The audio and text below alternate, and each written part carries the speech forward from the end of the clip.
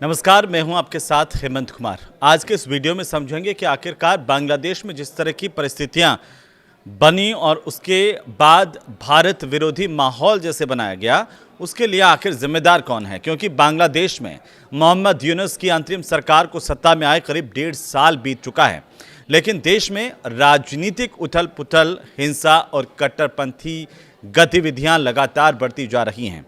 मोहम्मद यूनुस का समर्थन देने वाले कट्टरपंथ समूह सरकार पर सुधारों में देरी, न्याय न देने, सेक्युलर नीतियों के आरोप लगा रहे हैं।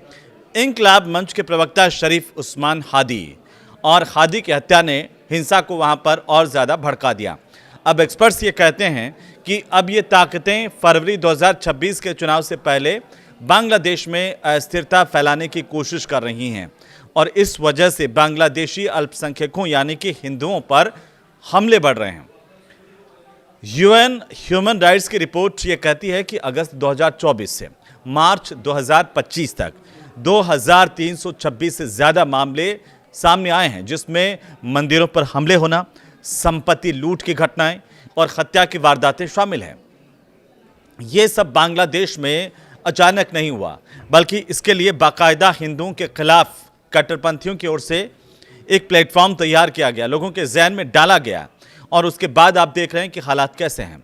दरअसल बांग्लादेश में बढ़ रहे कट्टरपंथ की वजह से सिर्फ यूनुस सरकार ही नहीं, बल्कि 5 बड़ी ऐसी ताकतें, 5 बड़े वो खलनायक जिनके चेहरे आज बेनकाब करना ज़रूरी है, जो लगातार भारत विरोधी माहौल बांग्लादेश में बनाने का काम कर रहे हैं। सबसे पहले कट्टरपंथ को बढ़ावा देने वाला जमात इस्लामी, इसका नाम आपने सुना होगा, नहीं सुना तो सुन लीजिए, क्योंकि ये ग्रुप शेख हसीना के समय पर प्रतिबंधित था बांग्लादेश में, लेकिन यूनुस ने जैसे ही सरकार में आए इस पर से प्रतिबंध हटा दिया, बैन हटा दिया और अब ये खुलेआम तांडव कर रहा है, खुलेआम अपनी मनमर्जी से कट्टरपंथ को हवा दे रहा है, भारत विरोधी माहौल बना रहा है। अब ये जो ग्रुप है वो चुनाव सुधारों की मांग के नाम पर जिस तरह का माहौल बना रहा है, वो कई सवाल खड़े कर रहा है। लेकिन चुनाव सुधारों के साथ साथ अल्पसंख्यकों पर हमलों और एंटी इंडिया प्रदर्शनों में भी ये ग्रुप लगातार सक्रिय है। जमात इस्लामी पर पाकिस्तान के खुफिया एजेंसी ISI से जुड़े होने के गंभीर आरोप लगते रहे हैं। नंबर दो पर भारत विरोधी गतिविधियां चलाने वाला अगर कोई प्लेटफॉर्म जिम्मेदार है जो शरिया कानून लागू करना चाहता है, वह है हिफाजत इस्लाम। ईस्ट एशिया फोरम की रिपोर्ट ये कहती है कि यह ग्रुप सुन्नी इस्लामवादियों और उनके विशाल मदरसा नेटवर्क्स के साथ साथ समर्थकों से मिलकर के बना है, जो महिलाओं के अधिकारों, सेक्युलर सुधारों के खिलाफ काम करता है।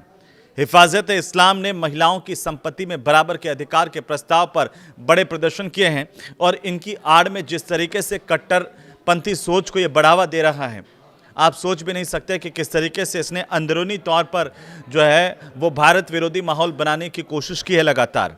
इस ग्रुप के नेता मामुनुल हक ने यूनुस से मुलाकात भी की, क्योंकि वह बांग्लादेश में शरिया कानून लागू करने का दबाव डाल रहे हैं। शेख हसीना ने इस ग्रुप पर भी पाबंदी लगा रखी थी, लेकिन जैसे यूनुस की सरकार आई, इसको रिहाई मिल गई और ये छुट्टे सांड की तरह से अपनी गतिविधियां फैलाने के लिए आज़ाद हो गया।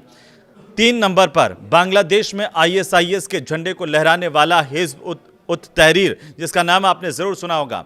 S Rajaratnam school of international studies की एक रिपोर्ट कहती है कि हिज़्ब उत तहरीर सोशल मीडिया और शिक्षण संस्थानों के जरिए बांग्लादेशी युवाओं की भर्ती करके तेजी से विस्तार कर रहा है। 2009 में इस ग्रुप पर प्रतिबंध लगाया गया था, लेकिन 2024 आया, यूनुस की सरकार आई तो इसे आज़ाद कर दिया। यह ग्रुप जो है वो खलीफा बहाली और शरिया की मांग करने वाला ग्रुप है। हिज़्ब उत तहरीर ने 2024 में यूनुस के समय में ढाका में बड़े प्रदर्शन किए और ISIS जैसे झंडे भी लहराए थे। अब आप इसकी सोच को समझ सकते हैं। यूनुस सरकार इसे रोकने में नाकाम रही है। इस तरह के आरोप भी लगातार लग रहे हैं। 4 नंबर पर है कट्टर इस्लामिक कल्चर की हिमायत करने वाला संगठन इंकलाब मंच। अल जजीरा की रिपोर्ट कहती है कि इस ग्रुप की स्थापना हुई जुलाई 2024 में। छात्र आंदोलन के बाद इंकलाब मंच के बड़े नेता शरीफ उस्मान हादी खुद एंटी इंडिया और कट्टरपंथी विचारों वाला नेता था। हादी की हत्या के बाद इंकलाब मंच ने जिस तरीके से यूनुस सरकार को गिराने की धमकी दी, पहले यह ग्रुप यूनुस का समर्थक माना जाता था, लेकिन अब सरकार और इंकलाब मंच में सीधी टक्कर की स्थितियां दिखती है बांग्लादेश में। नतीजा ये हुआ कि हादी की मौत के बाद हिंसा इस कदर भड़की कि अखबारों के दफ्तर भी फूंक दिए गए। इंकलाब मंच भी देश में कट्टर इस्लामिक कल्चर लागू करना चाहता है। 5वें नंबर पर जो प्लेटफॉर्म है जो भारत विरोधी गतिविधियां संचालित कर रहा है, माहौल बना रहा है बांग्लादेश में, वो है मामुनुल हक और मुफ्ती जसीमुद्दीन रहमानी का प्रभाव। अब देखिए कि मुफ्ती जसीमुद्दीन रहमानी अलकायदा से जुड़े ग्रुप का नेता था जिसे यूनुस की सरकार में रिहा कर दिया गया।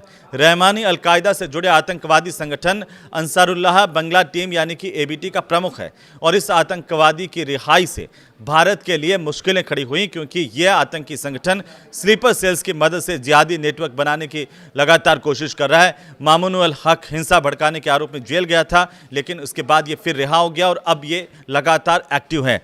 मामुनुल हक बांग्लादेश में इस्लामिक सिद्धांतों को सरकारी नीतियों में लागू करने, शरिया कानून की वकालत करने और पारंपरिक इस्लामिक कामों को आगे बढ़ाने वाला नेता माना जाता है। भारत के खिलाफ ये तमाम ग्रुप मिलकर के जहर घोल रहे हैं और शरिया कानून के तहत सुधार की बात कर रहे हैं, महिलाओं के अधिकारों पर रोक लगा रहे हैं, एंटी इंडिया के नारे दे रहे हैं और इस तरह का माहौल बना रहे हैं, लोगों का माइंड वॉश कर रहे हैं।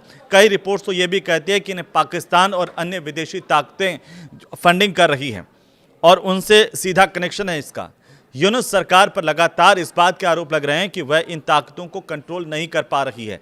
कंट्रोल छोड़िए, अंदरूनी तौर पर यह भी आरोप है कि इस तरह की ताकतों के साथ यूनुस सरकार खड़ी हुई है। जिस तरीके से जो प्रतिबंध पहले लगे हुए थे उनको हटाया गया और ऐसे ग्रुप्स को आज़ाद कर दिया गया देश में अराजकता फैलाने के लिए, उससे यूनुस सरकार कटघरे में है। इसकी वजह से क्या हुआ? अल्पसंख्यकों पर हमले बढ़े, देश में अस्थिरता की स्थितियां पैदा हो गईं और जिस तरीके से आपने देखा कि ये तमाम लोग इकट्ठा होकर के पिछले दिनों जो भारतीय दूतावास है उसके सामने भी प्रदर्शन कर रहे थे, लगातार नारेबाजी कर रहे थे, तो देश में किस तरीके से बांग्लादेश में एक माहौल भारत विरोधी बनाया जा रहा है, इसके पीछे ये तमाम ग्रुप्स सक्रिय हैं, इस तरह का मीडिया रिपोर्ट दावा कर रही हैं। आखिरकार इसका अंत क्या होगा? क्योंकि बांग्लादेश में जिस तरह की अस्थिरता की स्थितियां पैदा की इन ग्रुप्स ने, वो वाकई आने वाले दिनों में बांग्लादेश के लिए खतरा साबित हो सकते हैं। ये वीडियो आपको कैसा लगा हमें ज़रूर बताइए कमेंट करके। नमस्कार।